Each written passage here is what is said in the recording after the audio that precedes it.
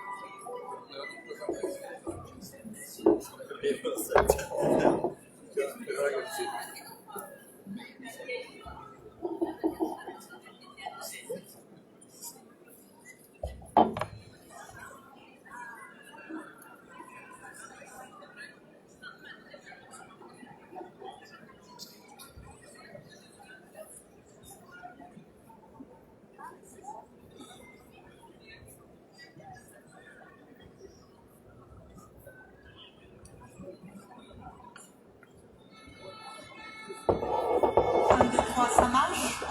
On m'entend?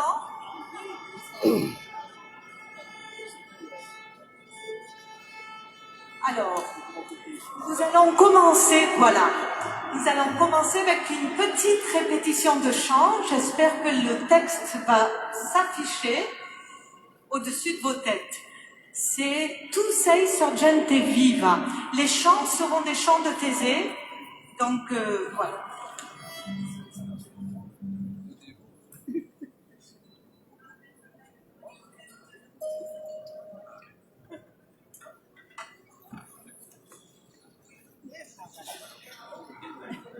Voilà.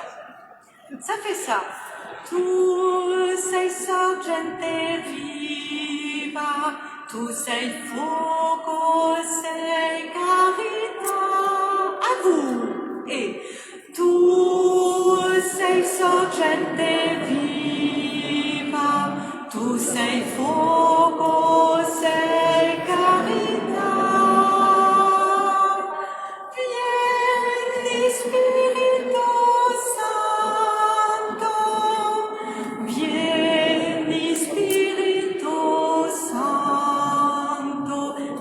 jour contre jour. Et Vieni Spirito Santo,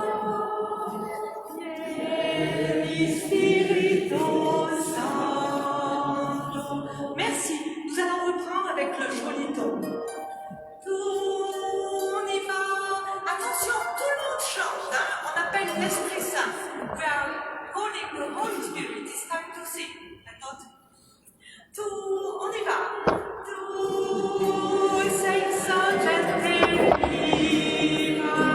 Tout, sei fonte carità. Vieni Spirito Santo.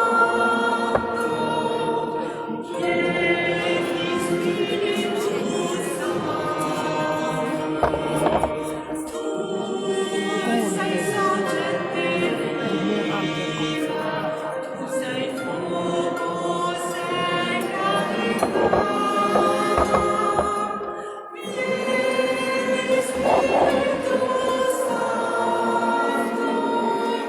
vieni Spirito Santo. Merci. Donc, attention, ce n'est pas tout sei fuoco, sei carità. Vieni. Non, c'est pas bon.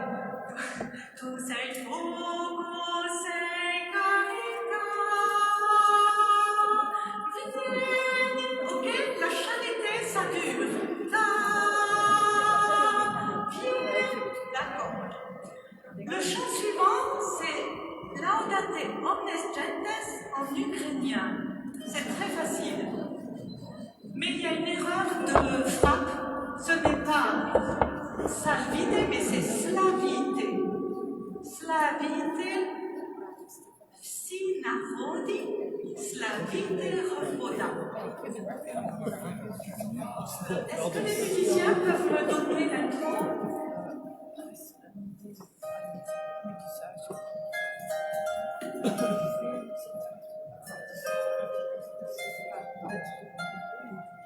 On y va. Slavite synarodi, slavite rosvoda, slavite synarodi, slavite rosvoda, slavite synarodi, slavite rosvoda, slavite synarodi, slavite rosvoda. Très bien. Ensuite, nous avons un chant moins connu, Heureux qui s'abandonne à toi, ô Dieu, dans la confiance du cœur. Ça marche.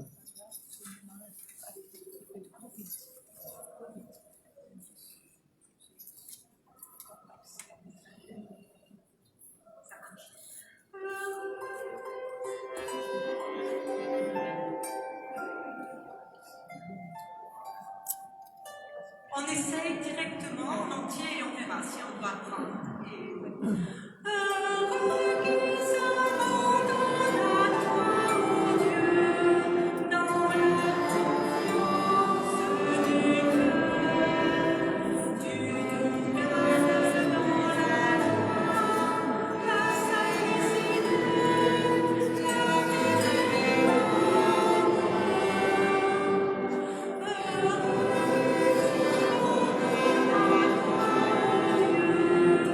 Heureux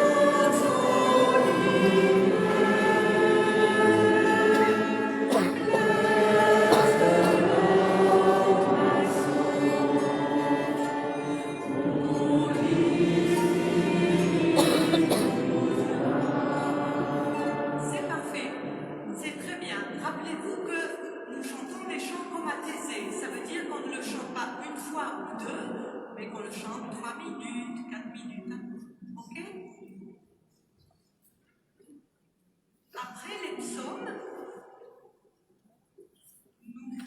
Nous chanterons un instant en néerlandais, Rodislav Volliefde.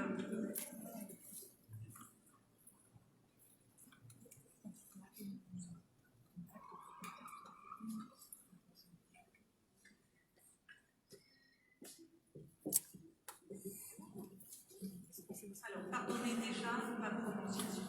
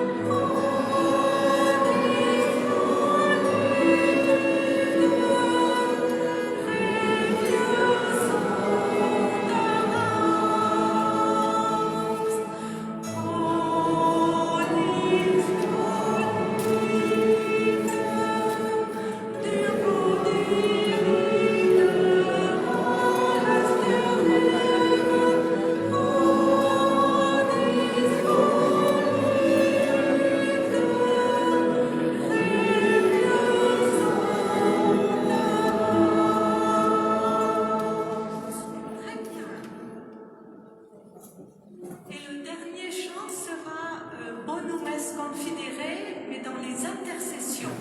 Donc nous le chanterons qu'une fois entre chaque intercession.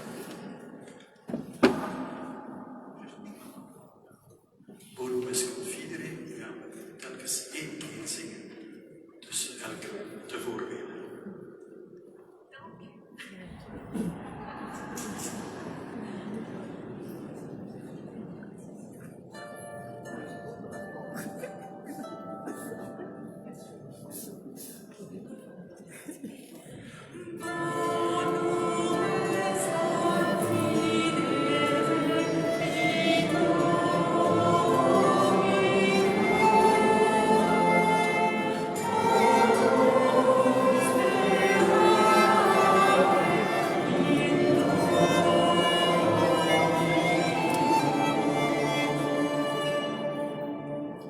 Merci, très bien.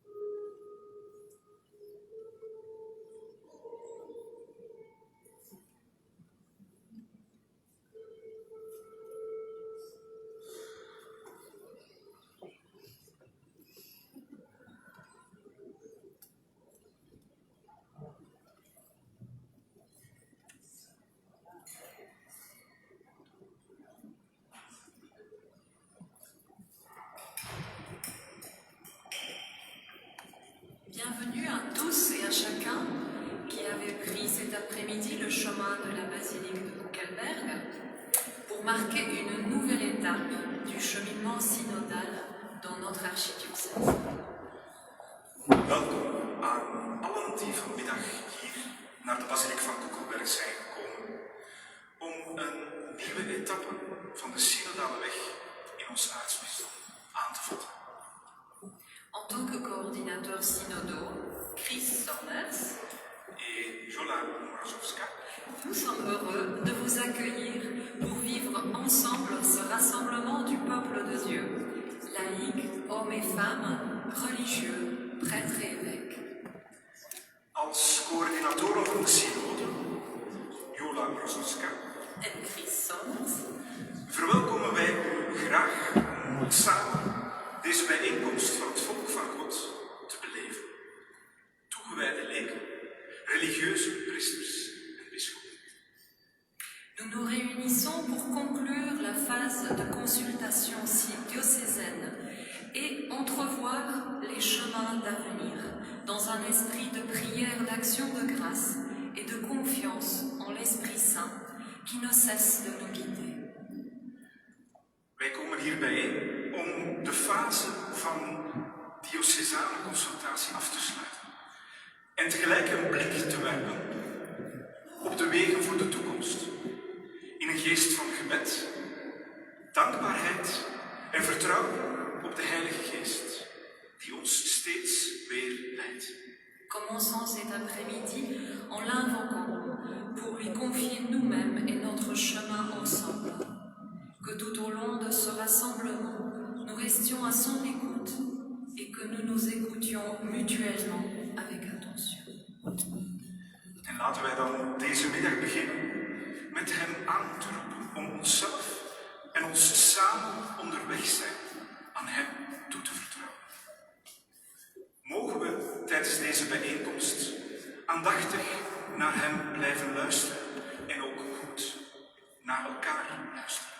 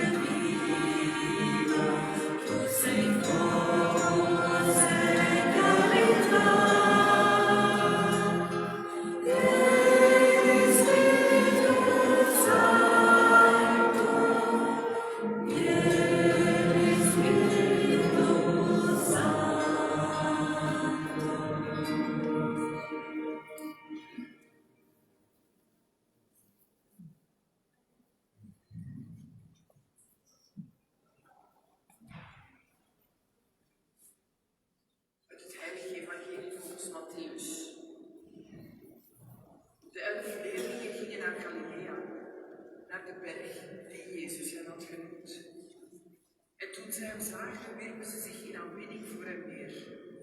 Al twijfelden ze. Jezus kwam dichterbij en zei tegen hen: mij is alle macht gegeven, in de hemel en op de aarde. Ga dus op weg en maak alle volken tot mijn leerlingen, door hen te dopen, in de naam van de Vader en de Zoon en de Heilige Geest. En hen te leren dat ze zich moeten houden aan alles wat ik jullie opgedragen heb. En houd dit voor. Ik ben met jullie alle dagen tot aan de voltooiing van deze wereld.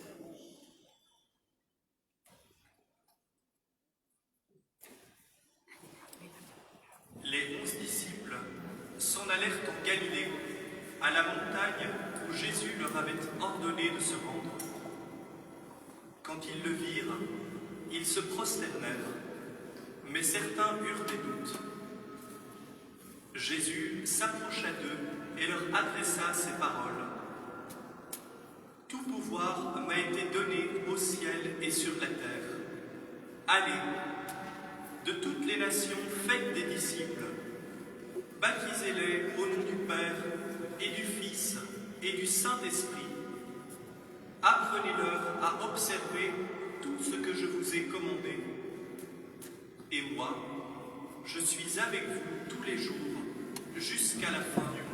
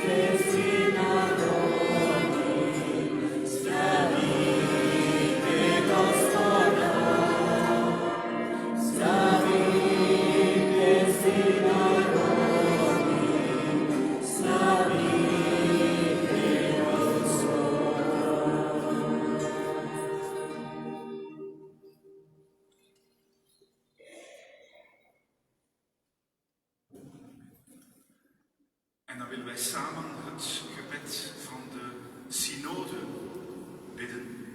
En we doen dat ieder in onze eigen taal. Wij staan voor u, Heilige Geest. In uw naam komen wij samen. U die onze raadgever zijt. Kom tot ons, sta ons bij. Woon in onze harten. Leer ons wat wij moeten doen. Toon ons hoe wij samen op weg kunnen zijn. Behoed ons ervoor, kwetsbaar en zondig als wij zijn, de richting kwijt te raken en verwarring te veroorzaken. Fais en sorte que l'ignorance ne nous entraîne pas sur une fausse route, ni que la partialité influence nos actes, que nous trouvions en toi notre unité, sans nous éloigner du chemin de la vérité et de la justice, en avançant ensemble vers la vie éternelle. Nous te le demandons, à toi qui agis en tout temps et en tout lieu, dans la communion du Père et du Fils, pour les siècles des siècles. Amen.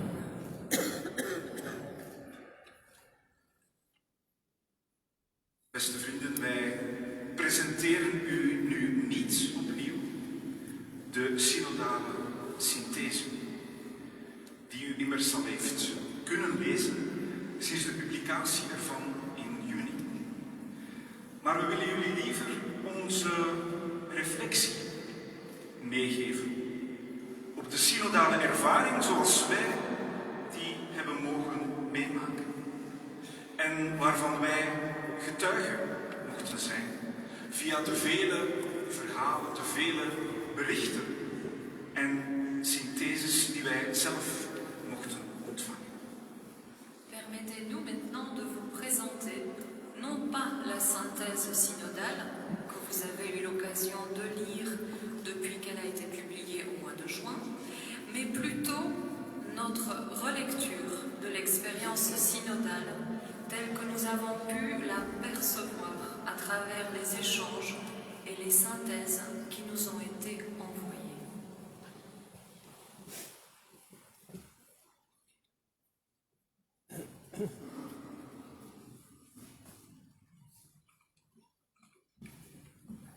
L'invitation à vivre la démarche de consultation synodale était un appel adressé à notre bonne volonté. Tous y étaient invités, personne n'y était contraint.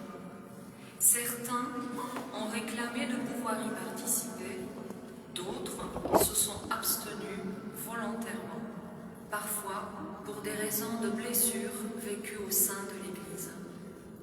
Notre synthèse archidiocésaine n'est donc pas un reflet statistique et représentatif de tout ce qui se vit dans notre Église. Elle est plutôt un condensé fidèle et non filtré de toutes les synthèses qui nous étaient parvenues. Nous devons reconnaître qu'une partie de nos frères et sœurs ne se sont pas retrouvés dans cette démarche synodale et malheureusement leur voix en est absente. C'est une prise de conscience de la diversité au sein de l'Église, de l'hétérogénéité qui peut parfois courir le risque de la division. Nous y lisons un appel à travailler à l'unité qui est particulièrement ressorti de l'Assemblée archidiocésaine vaincue par une soixantaine de représentants de groupes synodaux réunis autour du cardinal en juin passé. En door ons uit te nodigen tot dit synodale proces, heeft Paus Franciscus in feite de intuïties van zijn voorganger, Johannes Paulus II, overgenomen en benadrukt. Want in de brief aan het begin van het nieuwe millennium in 2001 schreef Johannes Paulus: daarom is het noodzakelijk dat de kerk van het derde millennium allen die het doopsel en het vormsel ontvingen aanspoort om bewust te worden van hun actieve verantwoordelijkheid in het leven van de kerk. En aldus zei Paus Franciscus tegen de in 2015 in Rome verzamelde bisschop dat God de kerk van het derde millennium dat God van de kerk van het derde millennium juist dit pad van synodaliteit verwacht. C'est ainsi qu'il y a un an, le pape a lancé un événement sans précédent dans l'histoire de l'Église. Une consultation de tout le peuple de Dieu au sujet de sa manière de vivre le cheminement ensemble dans l'Église.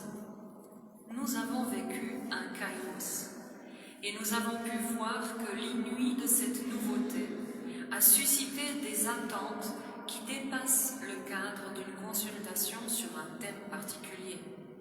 Ces multiples attentes que nous avons pu déceler dans les synthèses nous semblent montrer toute l'espérance que les catholiques ont quant à la capacité de l'Église à évoluer pour toujours mieux répondre à la mission que Dieu lui confie au milieu de nos frères et sœurs dans l'humanité. En dat herinnert ons ook aan dat de synode en haar proces van consultatie slechts een middel zijn. Een middel tot het doel dat Paus Franciscus ons in zijn encycliek de vreugde van het evangelie heeft meegegeven. Namelijk steeds meer missionaire leerlingen worden. Het lijkt ons dan ook belangrijk om deze horizon altijd voor ogen te houden. Om te voorkomen dat we de weg kwijtraken. En het lijkt ons ook een criterium om de wegen te onderscheiden die we als gelovigen en als kerk in de toekomst samen moeten bewandelen. Namelijk ons richten op alles wat ons helpt om samen als kerk en een ieder afzonderlijk onze opdracht van getuigenis van Jezus Christus aan onze tijdgenoten te vervullen.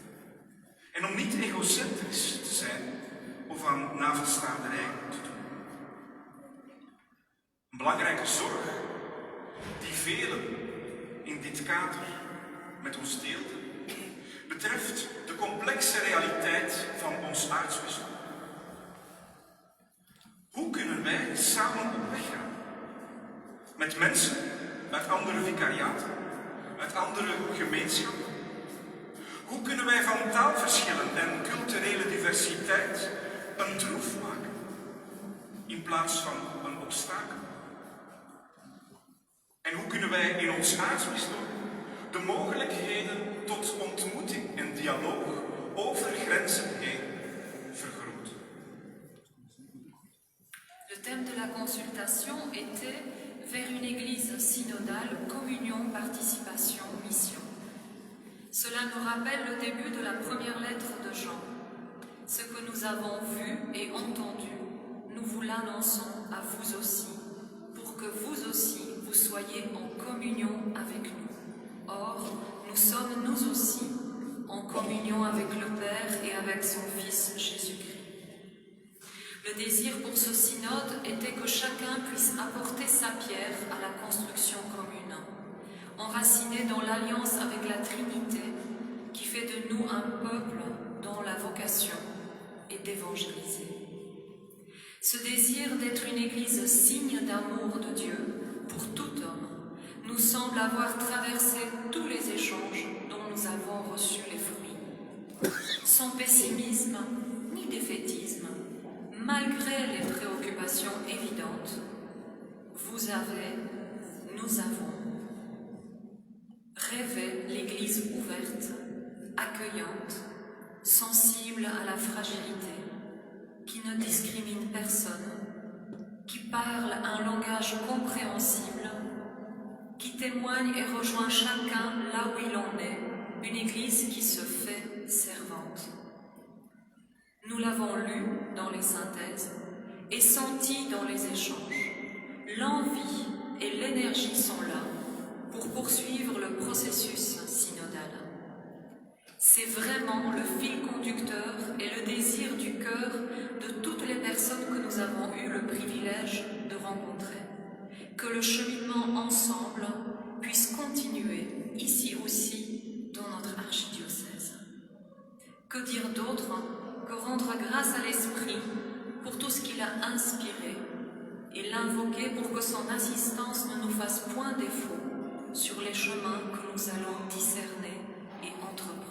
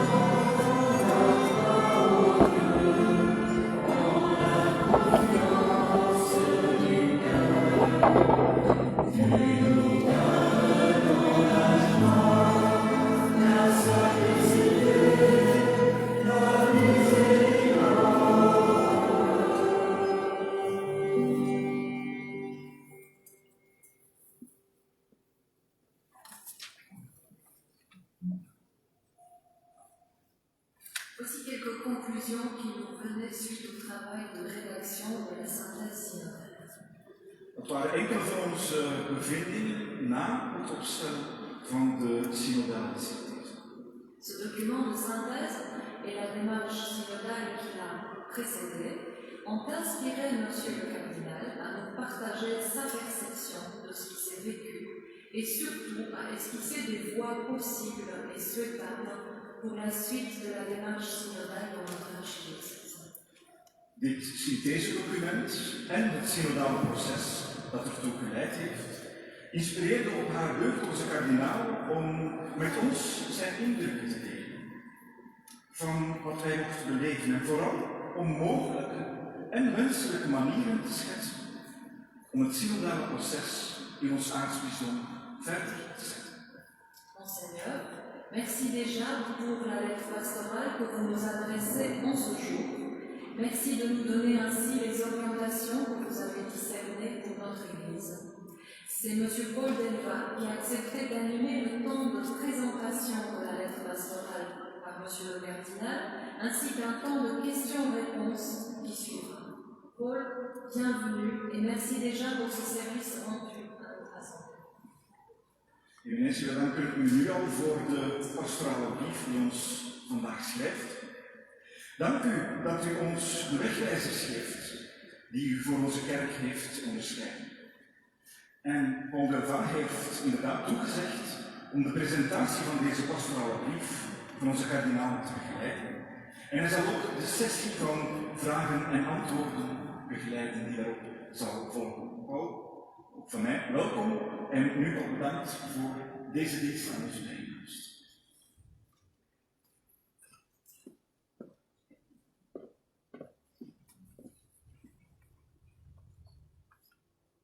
Dank u wel, Chris en Jona, voor deze inleiding en deze reflectie. Nu is het inderdaad met grote blijdschap dat we het woord verlenen aan onze kardinaal, om zijn licht te laten schijnen over het synodale proces, dat ook wij hier in het aartsbisdom tot nu toe zijn gegaan en ook met enthousiasme en met overtuiging samen verder zetten. Na de inleiding door de kardinaal zal hij graag antwoorden op een aantal vragen die u hem kan stellen. En u vindt hiertoe op uw stoel een blad papier. Na de inleiding door de kardinaal hebt u de tijd om uw vraag neer te schrijven en een aantal vrijwilligers zullen vervolgens rondgaan om die vragen op te houden. Merci beaucoup, Lola et Chris, pour cette introduction, cette réflexion. Notre cardinal prendra maintenant la parole pour nous expliquer, pour nous éclairer la voie synodale déjà parcourue dans l'archidiocèse et que nous poursuivrons par ailleurs ensemble et avec grand enthousiasme. Et après son introduction, le cardinal se fera un plaisir de répondre à un nombre de questions que vous pouvez lui poser. À cet effet, vous trouvez une feuille de papier sur votre chaise et donc, suite à la présentation du cardinal, vous pourrez noter votre question et quelques bénévoles récolteront ensuite les documents. Nous sommes évidemment très heureux de la présence du cardinal aujourd'hui parmi nous. We zijn heel blij dat de kardinaal vandaag bij ons is en we delen hem heel graag het woord.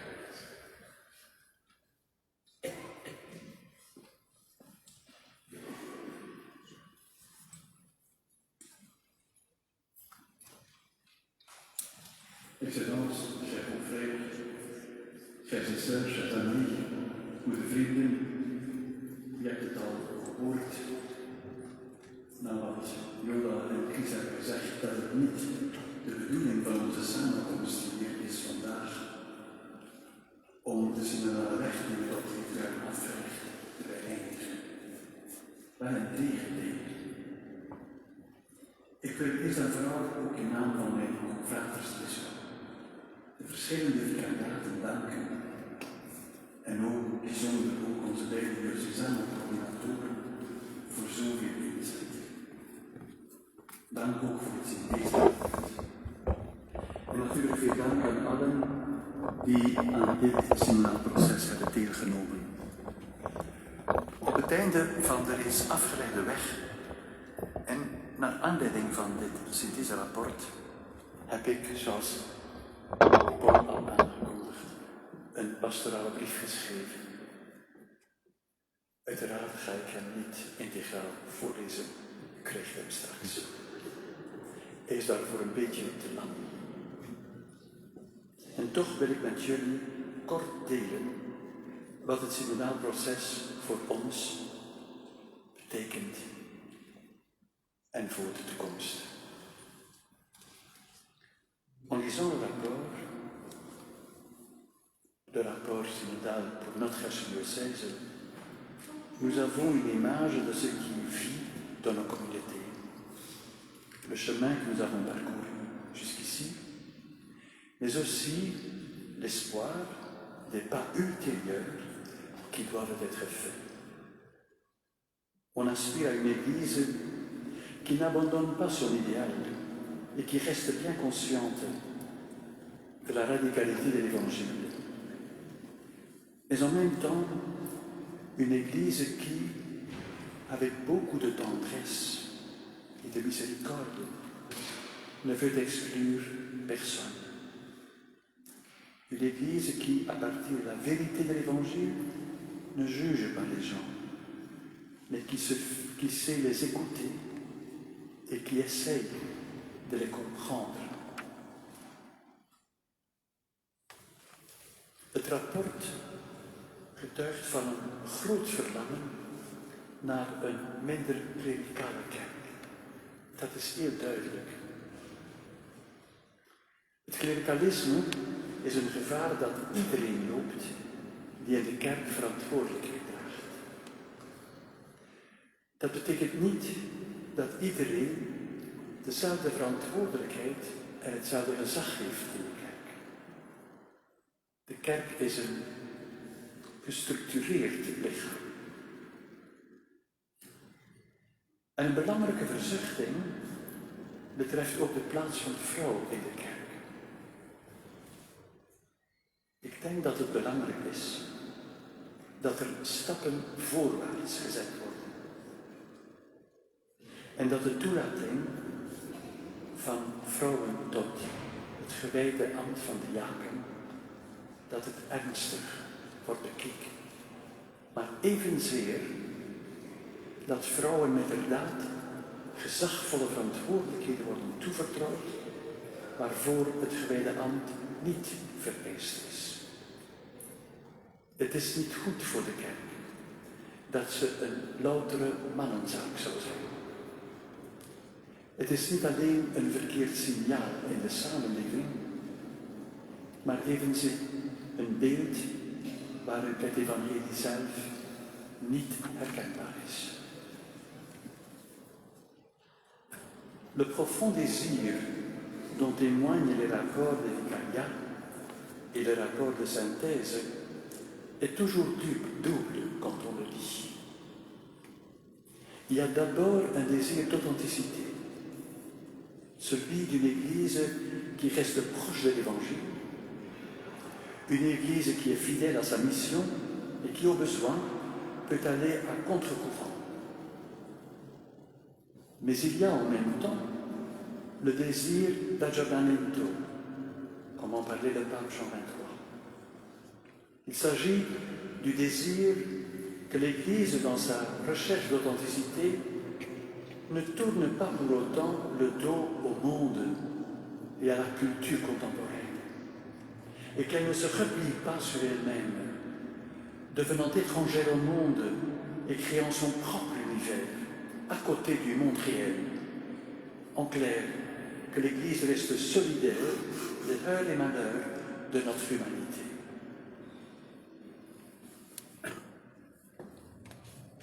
Ik vertel het u niet, vrienden, maar ik deel de hoop van velen dat de komende synode de juiste en nodige beslissingen zal nemen. Aan alle verwachtingen tegemoetkomen is natuurlijk niet mogelijk. Het eindrapport toont wel wat er leeft binnen onze kerkgemeenschap, maar ook dat niet allen hetzelfde denken en hetzelfde verwachten. Die verwachtingen lopen uiteen. En ook de opties omtrent de weg, die moet bewandeld worden. Dat is een gegeven waarmee we moeten leren leven. Het is op zich een goede zaak. Het is belangrijk dat in de kerk ieder van hoog tot laag kan zeggen wat hij of zij denkt. Dat was ook de bedoeling van Paus Franciscus. De verscheidenheid is op zich geen bedreiging van de eenheid, maar een teken van vitaliteit. Maar ik zeg het u eerlijk, de eenheid is ook een grote zorg. Wij zijn daar verantwoordelijk voor. Ze is niet per definitie gegarandeerd, maar ze is voor de toekomst wel uitermate belangrijk. En niemand mag dus denken dat de komende synode en het synodaal proces dat eraan vooraf is gegaan alleen gelukt is als zijn of haar opvattingen en verwachtingen het gehaald hebben. Il est faux, je pense, de croire que maintenant que le procès synodal est derrière nous, nous n'avons plus qu'à attendre des résultats venant d'en haut. Nous avons appris quelque chose qui gardera toute son importance pour l'avenir. Nous avons appris à nous écouter mutuellement. S'écouter mutuellement et discerner ensemble n'est pas seulement important pour obtenir des résultats, ça aussi. Ils font déjà partie du but que l'on veut atteindre. Car c'est quand même notre plaisir et la raison d'être de ce procès synodal, devenir une Église plus fraternelle. Tous les changements et renouvellements que nous attendons n'auront de sens que si nous ne perdons pas cela de vue. Les changements institutionnels et les réformes peuvent être très nécessaires, mais, comme dit Saint Paul, si je n'ai pas la charité, cela ne me sert à rien. Synodaliteit moet ons helpen een meer missionaire kerk te zijn. Het is heel belangrijk, vrienden, dat niet uit het oog te verliezen. Vergeten we niet dat de verkondiging van het evangelie het uiteindelijk perspectief blijft van heel het synodale proces. Het behoedt ons ervoor hervormingen en vernieuwingen louter binnenkerkelijk te belaten. Als we verlangen naar een meer broederlijke en synodale kerk, dan niet zomaar om wat meer bij de tijd te zijn, of omdat het in onze kerken wat gezelliger zou aan toegaan. Maar veel liever om een levende heenwijzing te zijn naar het evangelie. Opdat in ons herkenbaar mag zijn wat de Heer met het evangelie heeft bedoeld. Dat is de vraag die we ons altijd moeten stellen. Of we door wat we zeggen en wat we doen het evangelie al of niet meer bekend maken. Mais vous le savez, chers amis, dans cette mission de faire connaître l'Évangile, force est de constater que nous éprouvons une grande impuissance. Nous sommes devenus moins nombreux. Lorsque nous comparons notre situation à celle d'il y a quelques décennies que j'ai connues dans ma jeunesse, nous avons souvent l'impression d'un recul et d'une perte. Et si on regarde les statistiques, elles confirment cette impression. Et on se demande souvent comment inverser les cours des choses. C'est une question qui nous poursuit. Elle est évidemment légitime et juste, car l'Église est appelée à rayonner vers l'extérieur. Elle ne constitue pas un groupe fermé. Elle doit être capable d'attirer aussi des personnes qui jusqu'ici n'appartiennent pas à sa communauté. C'est là un signe de sa vitalité. Toch, vrienden, ik hoop dat u mij op dit punt begrijpt. Toch gaat het niet om het getal. De vraag is niet allereerst hoe we opnieuw met velen kunnen worden. De vraag is allereerst wat we als kerk, met velen of niet, hoe meer hoe beter, maar wat we als kerk te betekenen hebben in deze seculiere samenleving. Ik citeer Paus Franciscus, heeft het gezegd in Rabat in 2019. Het probleem is niet dat we niet talrijk zijn, maar dat we niets meer te betekenen zouden hebben. Het probleem ontstaat door de gedachte dat we alleen iets te betekenen hebben als we met velen zijn en de hele ruimte inpakken. Het is die gedachte, vrienden, dat idee dat ons verlamt en onze vreugde en het enthousiasme opneemt in onze zending. Laten we er niet door aantasten. Laten we er niet door bekomen. Elders zegt Paus Franciscus, en hij citeert dit Paus Benedictus, de kerk groeit niet door proselytisme, maar door aantrekkingskracht. Les circonstances et le contexte historique dans lesquels nous vivons comme Église et annonçons l'Évangile ne sont plus ceux de jadis. Vous le savez, nous vivons dans la diaspora. Nous n'avons pas pour mission de reconstruire une société chrétienne homogène. La culture sécularisée et à ce titre pluraliste, dans laquelle le respect de l'autre et la liberté rendent la vie en société possible. Cette société n'est nullement pour nous une menace. Ce n'est pas notre mission de mettre fin à cela. Mais dans cette société, telle qu'elle est, et par tout ce que nous sommes, et dans tout ce que nous disons et faisons, d'être signe de la présence de Dieu qui est là et qui gouverne le monde. La présence de son Esprit qui est à l'œuvre partout dans le monde, qui est en train de sauver ce monde. Être signe de l'amour de Dieu pour ce monde et ne pas conquérir, mais être présent, c'est cela, notre mission. Maar, ik weet het vrienden, het blijft een enorme uitdaging. Hoe aanwezig zijn als kerk en hoe het evangelie verkondigen met hart en ziel in een cultuur die juist gebaseerd is op het respect en de eerbied voor de overtuiging van de anderen.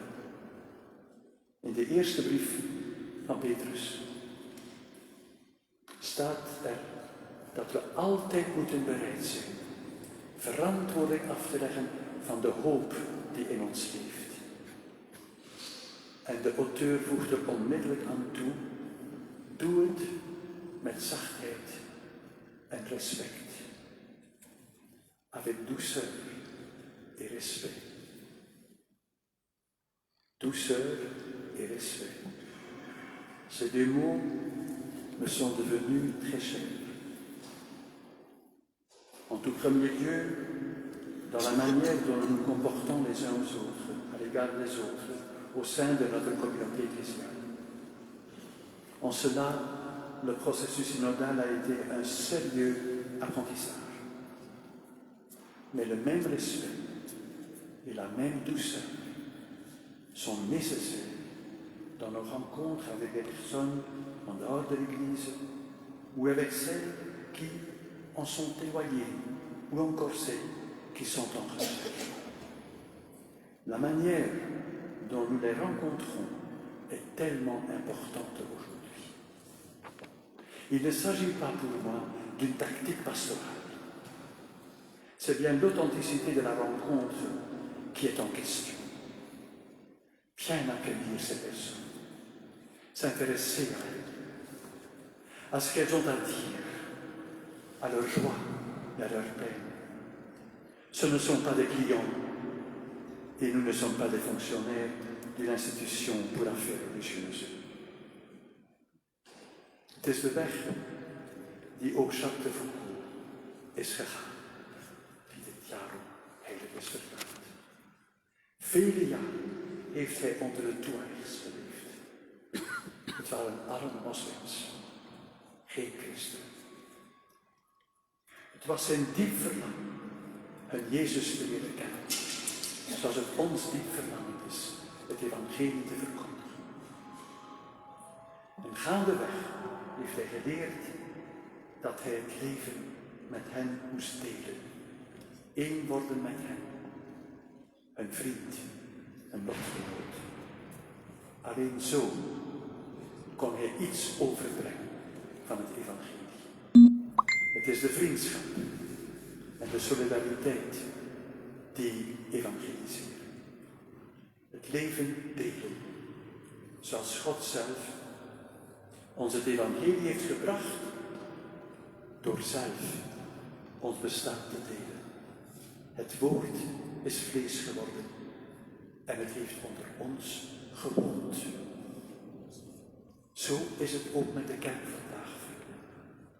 Ze kan maar het evangelie verkondigen als ze deelgenoot en lotgenoot wordt van de mensheid. Je kunt de kerk niet begrijpen zonder de wereld. Mais reste alors la question de l'efficacité d'une telle attitude pastorale et des résultats qui pourraient s'en suivre. C'est là aussi une question qui nous poursuit et qui nous paralyse parfois. Et ici aussi, Charles de Foucault peut nous apprendre beaucoup. Pendant toutes les années qu'il a vécu parmi les Touaregs, il n'a converti personne. Il n'a même pas trouvé de compagnon.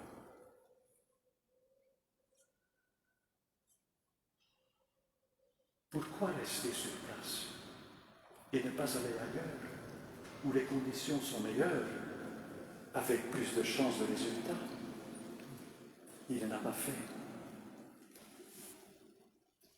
Il n'aurait pas pu le faire, pour la simple raison qu'il était devenu leur ami. Il ne pouvait pas le quitter. Quitter aurait été la preuve qu'il n'était du compte fait pas un des leurs, et qu'il était là que pour les convertir. La communauté de Tibérine est-elle aussi restée, même lorsque les moines savaient combien la situation était dangereuse. Frère Charles, lui aussi, il est resté. Il a découvert progressivement le sens de cette fidélité et de cette présence. Nous pouvons semer, mais c'est Dieu le maître de la moisson. Ce n'est que de cette manière que l'Évangile peut être annoncé. Ce n'est qu'ainsi que la semence tombe dans de la bonne terre et non le long du chemin ou sur le sol pierreux. Vrienden, dat is de weg die ook wij vandaag kunnen gaan. Het is de synodale weg waarop we verder gaan. Trouw blijven en niet twijfelen. Elkaar vasthouden en niet loslaten. Elkaar helpen de waarheid en de schoonheid van het evangelie te blijven ontdekken. Niet denken dat de zin van onze zending kan afgemeten worden aan het berekenbare resultaat. En vooral, vrienden, naar elkaar blijven luisteren. En niet, zoals Paulus schrijft in zijn Filipijnsenbrief, niet toegeven aan partijzer en ijdelheid. Ne pas céder à l'esprit de parti, ni de vanité, comme disait Paul. En bovenal de vreugde en de hoop vinden in het geloof dat niets ons kan scheiden van Gods liefde. In zijn Zoon, gestorven en verrezen, heeft hij ons en deze wereld ten einde lief gehad. Een nieuw en eeuwig verbond. En wat hij begonnen is, zal hij ook voltooien. Het zijn de laatste woorden van de schrift. Zie, ik maak alles nieuw.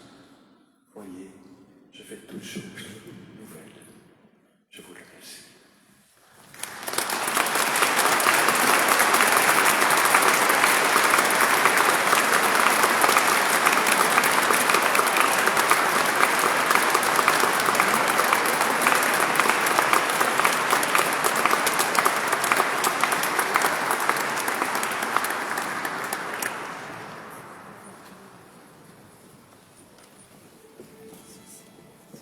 Merci beaucoup, Monsieur le Cardinal, pour cette réflexion très claire et porteur d'espérance.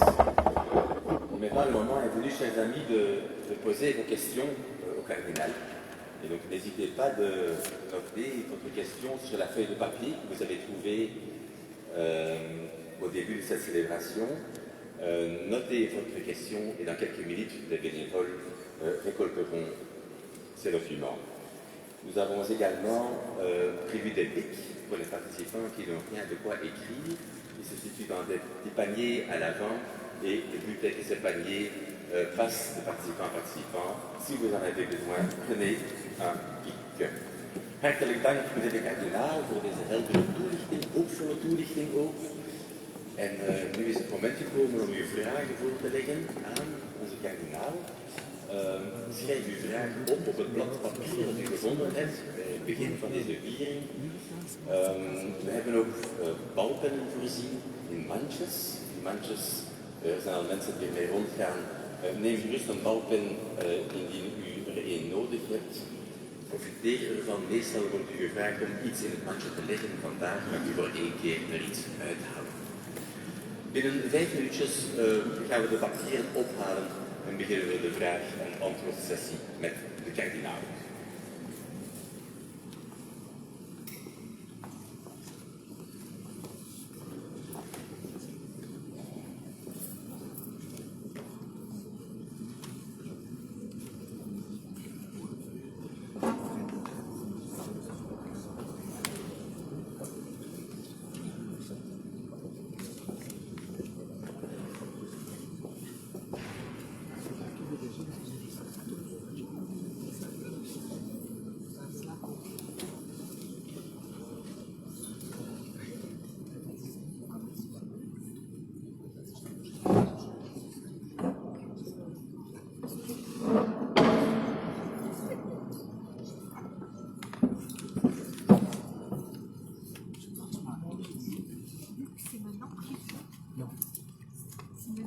Non, à la fin de...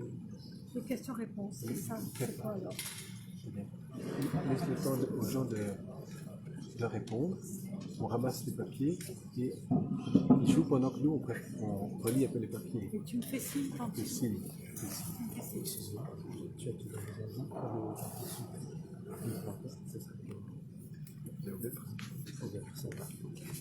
Bien ici.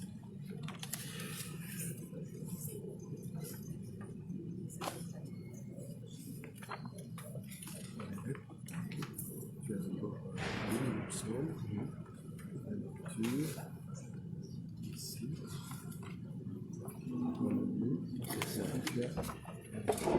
magnifique. Ok.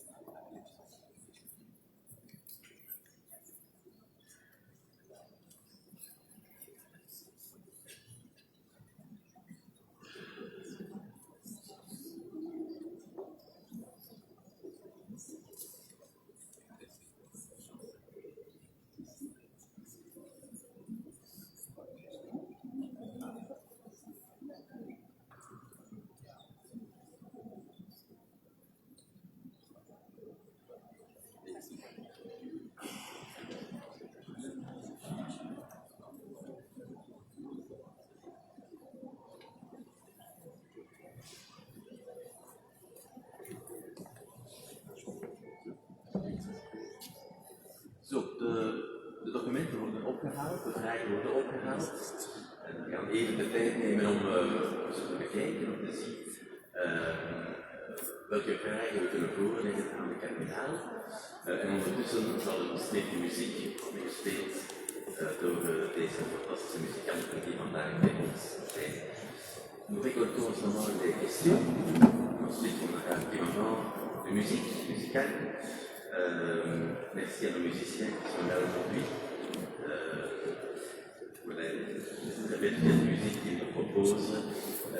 Et nous sélectionnerons également les questions que nous pourrons proposer au cardinal.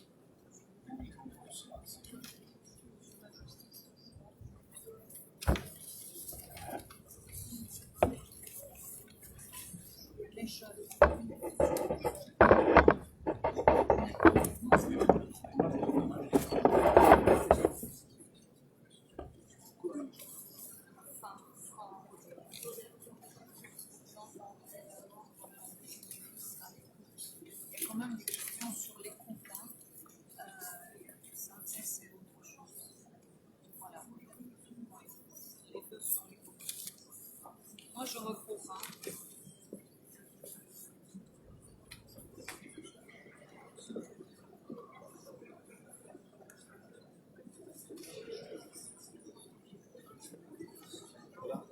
C'est par rapport à l'église.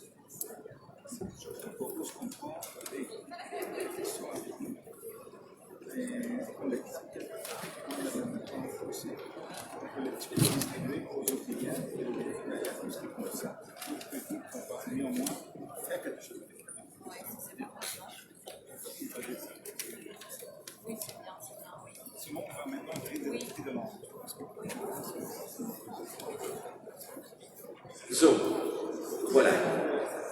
Je propose de débuter notre séance questions et réponses. Je dois vous dire que la moisson a été abondante. L'esprit synodal nous inspire clairement aujourd'hui. C'est très bien. C'est un dialogue qui se crée.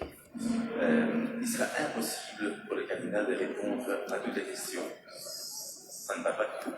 Mais chaque question sera traitée et emmenée par les responsables, par Viola et Chris, et discutée avec les responsables dans les vicariats. Donc, les questions que vous posez seront en tout cas, retiendront toute l'attention des équipes vicariales. De Oost was overvloedig. Het synodale proces heeft feitelijk vruchten afgeworpen in heel veel vragen. De kardinaal zal niet op al die vragen kunnen antwoorden, maar de vragen worden wel meegenomen en behandeld door de vicariale verantwoordelijken. Dank u voor dit groot enthousiasme. Meneer de kardinaal, ik zal met een vraag beginnen. De vraag luidt als volgt. Il me semble que vous n'avez pas parlé des exclus, des pauvres et du besoin de plus de justice sociale. Nous vivons dans un monde dur. Ne devons-nous pas partager plus et plus souvent avec les pauvres? Oui, c'est vrai.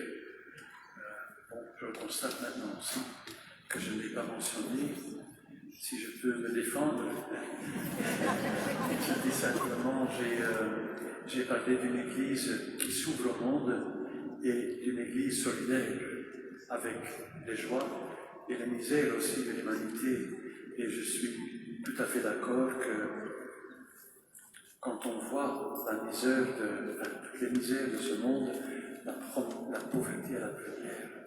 Et donc, je me rappelle ce que Yves Courtin disait du temps du Concile, une église humble et pauvre, mais au service des pauvres, je crois. Enfin, je remercie pour cette remarque, elle est tout à fait juste. Et donc, mon temps était aussi limité, mais je crois que c'est, quand on voit le message du pape François, c'est non pas seulement une dimension essentielle, mais c'est vraiment essentiel une église qui s'ouvre au monde, mais précisément, avant tout, au monde des pauvres. Dus ik dank u daarvoor, voor die bedenking, dat ik dat niet uitdrukkelijk genoeg heb gezegd. Hoe kunnen wij de jongeren meer betrekken in dit proces van synodaliteit? Comment impliquer les jeunes dans cette suite du processus que nous avons débuté? Les jeunes formeront l'Église de demain. Ja, dat is nog een vraag die ik niet beantwoord heb. Er zijn zoveel. Dat is ook een van de grote uitdagingen. De jongeren, waar ik er zelf van overtuigd ben dat veel problemen van de jongeren ook problemen zijn van de volwassen generatie. Het zijn niet alleen de jongeren die problemen hebben met het geloof, maar ja, het is echt aan de hele samenleving. Je ne peux pas répondre maintenant in extenso à cette question, qu'est-ce qu'il faut faire pour la pastorale des jeunes. Il y a dans tous les diocèses, et chez nous aussi, dans tous les vicariats, beaucoup d'engagement pour la pastorale des jeunes.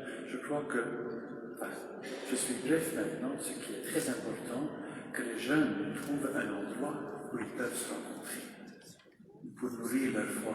Je crois que c'est très important. Il y a beaucoup de jeunes qui voulaient faire, mais on ne peut plus demander cela à chaque paroisse individuellement. Peut-être pour une unité pastorale, pour un foyer, mais qu'il y a un lieu en nombre suffisant où on peut rassembler les jeunes, où ils peuvent nourrir leur foi et où ils peuvent aussi rayonner de l'extérieur. Maar het is een heel grote vraag. Er zijn veel jongeren vandaag die ook leven in onze samenleving, maar die wat verspreid leven in de diaspora. En die niet altijd de plaats vinden waar ze andere jongeren kunnen ontmoeten. En ik denk dat er zou nog veel andere dingen moeten gezegd worden, maar dat heel belangrijk is. Merci beaucoup, dank u wel. Een andere vraag. Hoe gaat het nu verder met al die reacties, met die ontmoetingen die we gehad hebben, met onze voorstellen? Wat gebeurt daarmee? Hoe gaat dat nu worden geconcrétiseerd? La question suivante traite un peu du processus. Nous avons fait beaucoup de propositions, nous avons discuté, nous avons formé des groupes de travail. La lettre pastorale est bien accueillie également par la personne qui a écrit la question. Mais que se passe-t-il maintenant? Quelle est la suite? Comme vous le savez, il y a maintenant, on clôture en quelque sorte la partie diocésaine, la phase diocésaine, mais je viens de le dire aussi, ça ne se termine pas, enfin il faut continuer, ce n'est pas la fin, mais il y aura maintenant la phase continentale, et puis l'an prochain, il y a le synode des évêques. Quand on me demande, mais qu'est-ce qu'ils vont faire avec tout ça, ça dépasse mes possibilités, mes capacités, enfin je ne sais pas. J'ai dit là tantôt dans mon texte que j'espère que les décisions nécessaires seront prises, mais j'ai ajouté tout de suite aussi que les aspirations ne vont pas toujours dans le même sens dans la synthèse. Donc, et j'ai dit aussi, et peut-être que je répète maintenant, que je me répète, que l'importance de ce processus synodal qui a commencé maintenant, que nous avons commencé, et le chemin que nous devons continuer de prendre, mais le sens ne dépend pas, enfin on ne peut pas penser, je crois, que le synode réussite, que si les aspirations, c'est quand même u dat men er is een grote openheid bij Paus Franciscus, een grote openheid. Ik hoop ook dat er van ons vertrouwen is, maar het is niet dat als men verantwoordelijk is voor de ganse kerk, om de juiste beslissingen te nemen. Maar ik zeg het nog eens, de zin van het proces hangt niet af van alleen maar van de resultaten die overeenkomen met de mening. Je sais aussi que je vais donner par exemple la question de l'ordination pour le diaconat. Je pense que c'est important d'envisager sérieusement cela. Mais bon, ce n'est pas à moi, donc il faut quand même comprendre que ça ne va pas de soi. Hein, mais je crois qu'il faut, non, je veux dire qu'il faut prendre des décisions, mais je l'espère. Merci beaucoup, dank u wel. Een vraag die regelmatig terugkwam op nogal wat papieren die binnengebracht werden, betreft de plaats van de vrouw in de kerk van morgen. Question qui revenait plusieurs fois, quelle est la place de la femme dans l'église de demain? Meneer de kardinaal. Oui. Vraag die vele mensen. Dans mon texte que je viens, et dans la lettre pastorale aussi, j'ai bien senti dans la synthèse que c'est une des aspirations vraiment à prendre au sérieux, hein, la place de la femme dans l'Église. On ne peut pas, et je l'ai dit là tantôt aussi, l'Église n'est pas une affaire seulement d'hommes. Hein. Ce n'est pas un bon signe ni vers la société, ni si on veut rayonner vraiment l'Évangile. Si on me demande la place de la femme dans l'Église demain, il faut quand même savoir qu'aujourd'hui déjà, la femme occupe une place importante. Moi je pense qu'il faut, et c'est aussi le souhait du Saint-Père, hein, par exemple dans Predicat Evangelium, je l'écris dans ma lettre pastorale, là il est clair que pour les charges importantes dans l'Église, pour lesquelles le sacrement de l'ordre n'est pas nécessaire, n'est pas indispensable, ça vaut aussi par exemple pour les différents dicastères de la curie romaine. Et ça vaut pour toute l'Église. Je crois que là, il faut vraiment, il ne faut pas attendre une décision qui sera prise peut-être au synode ou dans un concile prochain, je ne sais pas, mais il y a déjà des possibilités pour la femme dans l'Église pour des charges vraiment importantes. Je crois que à l'heure actuelle, c'est vraiment un cri, hein, je veux que ce soit aussi un cri qui doit vraiment être pris au sérieux, vraiment. Dank u wel. De volgende vraag.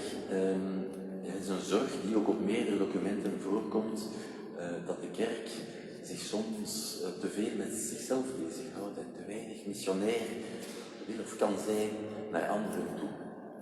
Il me semble, schrijft de vraagsteller, en effet, que plus l'Église prend du temps à penser à elle-même et à son propre fonctionnement, plus elle perd le sens de sa mission et de ce qu'elle est. Oui, je viens de le dire, et je l'écris dans ma lettre pastorale aussi, tout ce désir d'être une église plus synodale, hein, et tout ce chemin synodal que nous avons pris, ce n'est pas simplement en vue d'une église plus conviviale entre nous.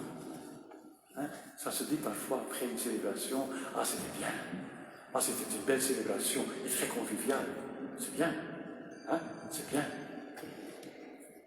Mais c'est pas le but. Hein? Je l'ai dit en flamand là tantôt, het is niet alleen maar voor de gezelligheid.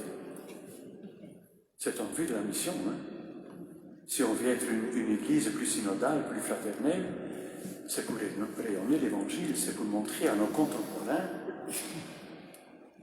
que tu es là, qui nous aime. Donc, je suis.